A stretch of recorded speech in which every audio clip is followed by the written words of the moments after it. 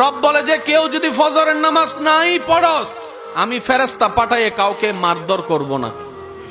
তবে এতটুক মনে রাখবি, একদিন কুল্লু নাফসিন যায়িকাতুল মউতের মাধ্যমে, আজরাইলের পাকড়াওর মাধ্যমে আমি রবের কাছে তোকে আসতে হবে।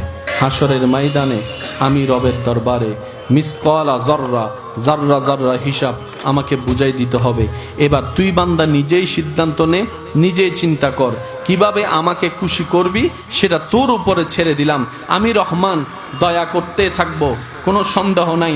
আমি রহিম, করুণা করতে থাকবো, কোনো সন্দেহ নাই। তবে আমার দয়া নেওয়ার জন্য আগ্রহওয়ালা মনওয়ালা বান্দাও দরকার আছে। বলেন না সুবহানাল্লাহ। সিগারেট খাইলে ক্যান্সার হবেই, সিগারেট খেলে আমরা সবাই জানি ক্যান্সার হবেই, ফুসফুসি নষ্ট হবেই, তারপরও জেনে শুনে খায়। সেজন্য প্রত্যেকটা সিগারেটের প্যাকেটের পিছনে কোম্পানি লিখে দেয় ধূমপান। কেন লিখে দেয়? যাতে আপনার বাবা এই সিগারেট খাওয়ার পরে যদি কোনো রোগের আক্রান্ত হয়, উনি যদি অসুস্থ হয়, আপনি যেন